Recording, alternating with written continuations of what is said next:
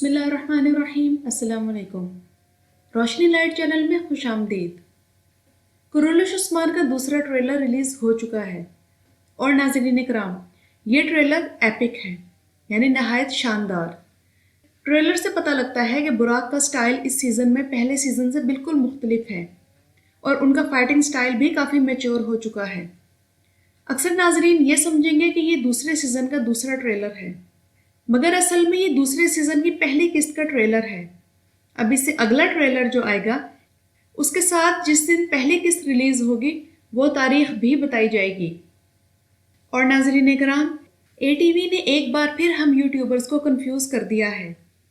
وہ اس طرح کہ اے ٹی وی نے چند دن پہلے کرولش عثمان کے دوسرا سیزن ریلیز ہونے کی تاریخ 30 ستمبر دی تھی، مگر اب ایک دو روز سے انہوں نے دوبارہ وہ تاریخ ہٹا دی ہے اور اس معاملے میں پھر سے ہم ایک بلیک ہول میں گھوم رہے ہیں۔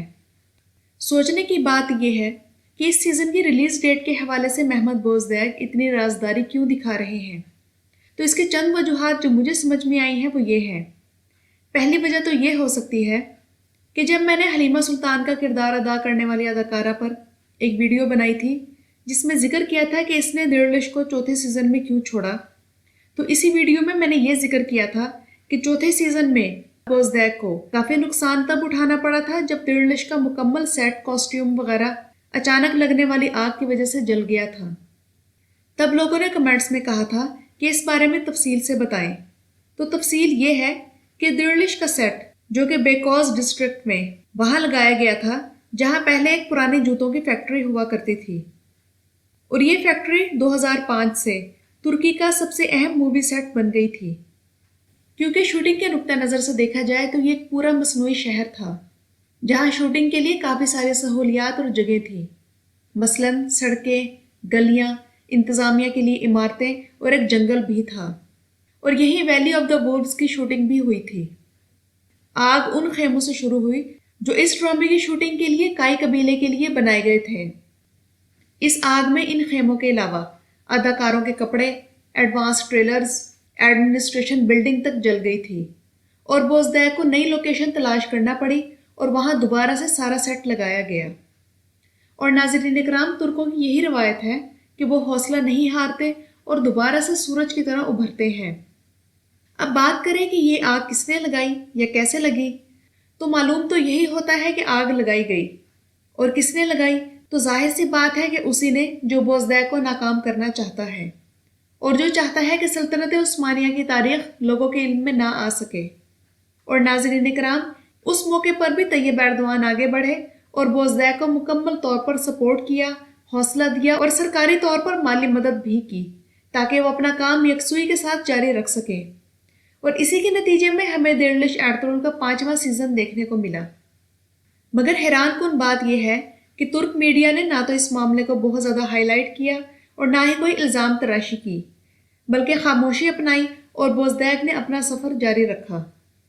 اس سازش کے پیچھے اتاتürk ترک کو پوجنے والے کمالسٹ بھی ہو سکتے ہیں اور شاید عرب بھی، جبکہ فتح اللہ گولن کے پیروکاروں کا بھی ملوث ہونا خارج از امکان نہیں۔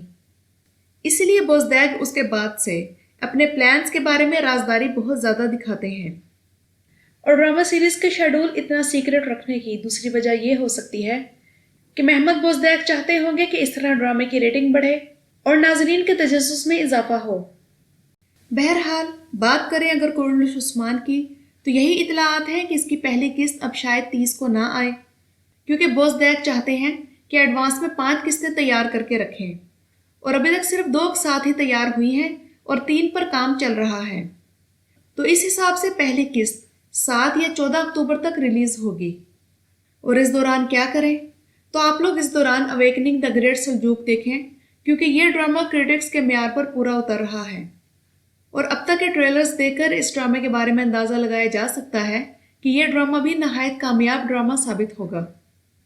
اس کے علاوہ ناظرین کرام، پچھلی ویڈیو میں گولڈن پام ایوارڈز کے بارے میں جب میں نے بتایا تو ایک چیز بتانا بھول گئی تھی کہ بہترین اداکار کا ایوارڈ آپ جانتے ہیں کسے ملا ہے؟ وہ ملا ہے سیدہ یلدیز کو، یعنی وہ اداکار جنہوں نے شیخ ادب علی کا کردار ادا کیا تھا۔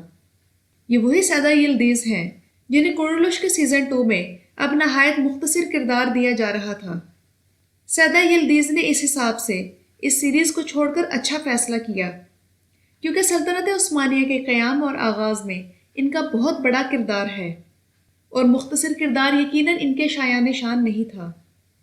और एक बात और आप लोगों से जिक्र करना चाहूँगी, पाकिस्तान में तुर्क अदाकारों के मकबूलियत बढ़ने के साथ साथ उन अदाकारों ने पाकिस्तान के सोशल इश्यूज़ में दिलचस्पी लेना शुरू कर दी है।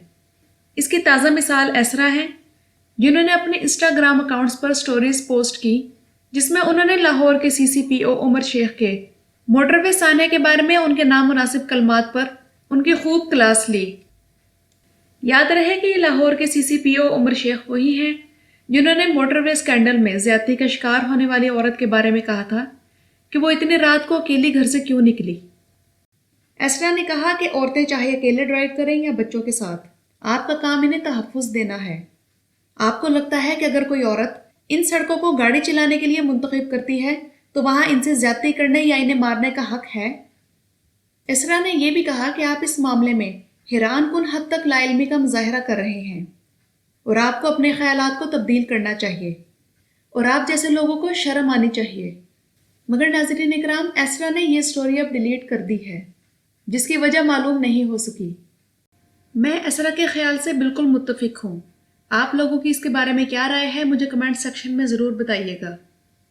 जाते जाते ये बता दूं कि काफ़ी लोगों ने कहा कि उस्मान गाजी की तारीख़ पर कोई वीडियो बनाए, तो इसके बाद अगली वीडियो इंशाल्लाह उस्मान गाजी पर अपलोड होगी, जिसमें उस्मान गाजी की ज़िंदगी के 21 ऐसे हक़ाइक़ बताए जाएंगे जो शायद आप ना जानते हों। वीडियो के बारे में राय ज़रूर दीजिएगा। शुक्रिया।